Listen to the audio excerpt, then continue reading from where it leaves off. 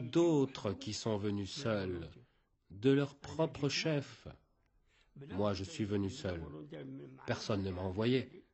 C'est seul que j'ai décidé de venir au maquis. Je suis venu seul pour aller jusqu'au bout de mon engagement de militant. Les dirigeants du FLN, dès l'année 55, avaient envisagé la liquidation physique des messalistes. Très vite, quelques mois seulement après l'insurrection, on trouve des lettres, on trouve des documents, des archives qui disent la tragédie à venir. À cette époque, le FLN n'existe pas. C'est simplement un sigle qui n'a pas de structure, qui ne s'est pas constitué en Algérie. C'est simplement la délégation du Caire qui donne des directives à quelques hommes. Artificiellement, on a expliqué que, finalement, tous ceux qui étaient dans les maquis, tous ceux qui faisaient la lutte armée, étaient des FLN. Bon, la réalité, elle est tout à fait différente. Celui qui te dit que nous n'avions pas de maquis, celui-là te ment. J'étais dans les maquis, dans la région de Sétif. Je ne sais pas si tu connais la région de Sétif.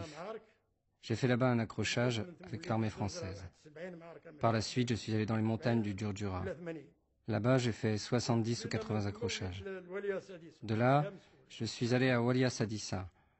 Là-bas, à Walia Sadissa, on a fait un carton.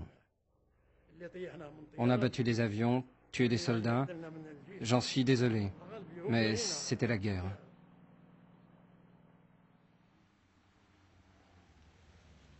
On a fait des accrochages avec l'armée française.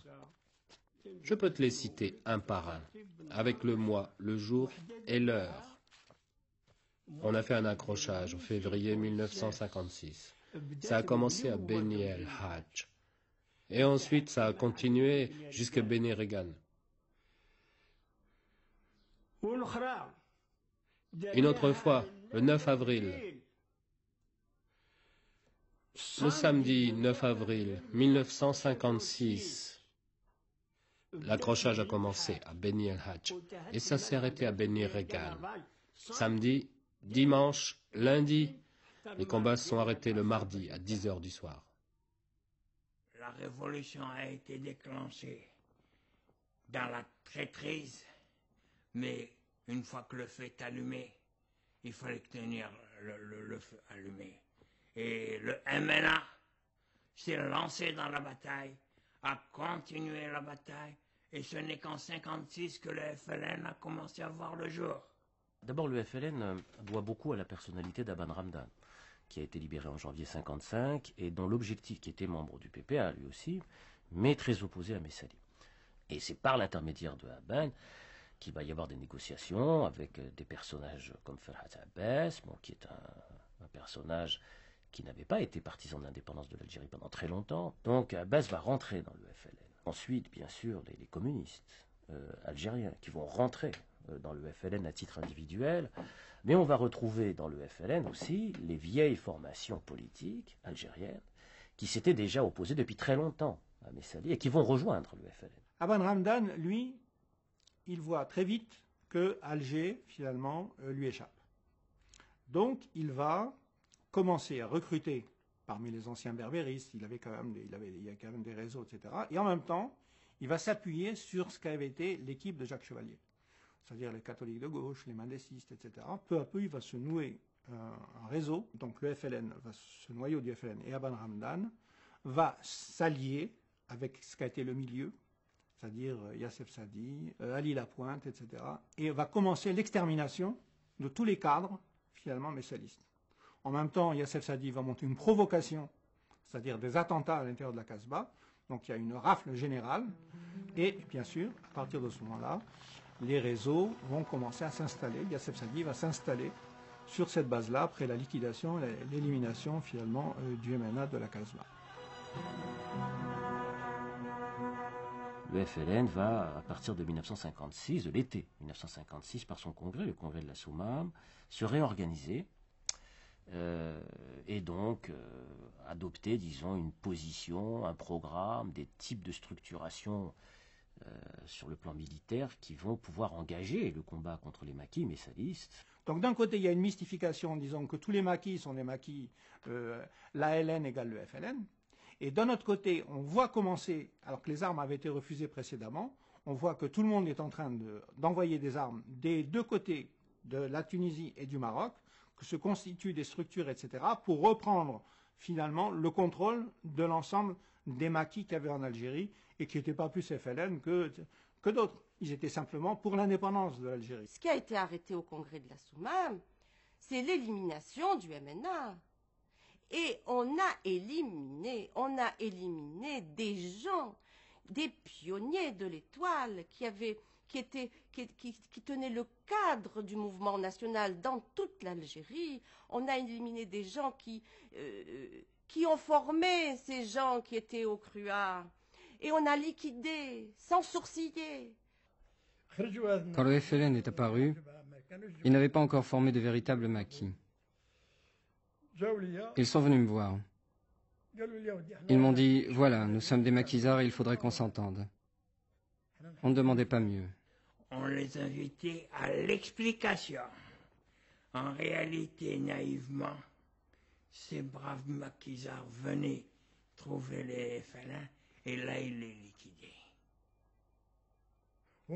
Quand ils sont venus me voir, ils n'avaient pas de tenue militaire. Il n'y a que nous qui avions des tenues militaires. On leur a dit, si vous êtes un maquis et que vous êtes d'accord pour que chacun combatte la France de son côté, il n'y a pas de problème. Que chacun tienne sa zone. Ensuite, on a préparé à manger, on a discuté entre nous, puis on s'est quitté en toute amitié. Il n'y avait pas de problème. 3 jours plus tard, ils m'ont envoyé l'armée française, qui nous a encerclés avec des mitrailleuses. On a essuyé un accrochage. Quelques jours plus tard, ils m'ont envoyé un nouvel émissaire, un ancien militant de l'OS que je connaissais de longue date. Il m'a dit, il y a quelqu'un du FLN qui veut te rencontrer et discuter. Mon second alors m'a dit, toi tu n'y vas pas, c'est moi qui vais à ta place. Il est mort depuis. Il est parti avec notre commissaire politique. À peine arrivé, ils les ont attrapés et leur ont mis une balle chacun. On se trouve avec les Français, avec les FLN, mais nous, on n'a jamais été cerclés, les FLN. Jamais, jamais, jamais. Comment ils font les FLN? Ils ont négocié avec Jacques Chevalier. T'as compris? En avant, à Méroche. Capturer tout. Bah, une chose que vous n'avez pas compris. Ils sont dans la montagne. Eux, ils analysent, ils vont y aller dans le village. Ici qu'on n'a pas là, hein, tu sais, ici qu'on n'a pas là, il va y aller dans le village, il va capturer tout ce qui donne à manger, tout, et va passer à la casserole. De toute façon, en 1956, il a fait des propositions. Mais salut, il a fait des propositions. Il a demandé le cessez-le-feu. Il a demandé la réunion d'une table ronde. Et mettre les cartes sur la table et négocier et arrêter le sang. Il a quand même expliqué que c'était un peuple qui était quand même pas comme ça. On ne pouvait pas amener ce peuple comme ça aussi longtemps à l'abattoir. Les massacres perpétrés en Algérie, à Melouza, Beni Ilman, Kasbah, ont soulevé d'indignation le monde civilisé. Dans les ruines des villages, les 300 cadavres trouvés atrocement mutilés ont suscité l'horreur d'un geste sauvage que rien ne saurait justifier. Messali, à partir de cette époque-là, va s'appuyer essentiellement comme force militante sur la Fédération de France, sur sa Fédération de France, qui lui est massivement acquise, qui reste massivement acquise aux idées de Messali, à sa personnalité, à son histoire, à son engagement. Et nous le savons, c'est là que c'est sur ce second front, sur cette autre guerre, que va se mener, disons, cette bataille terrible entre le FLN et le MNA, c'est-à-dire dans l'année, grosso modo, 50.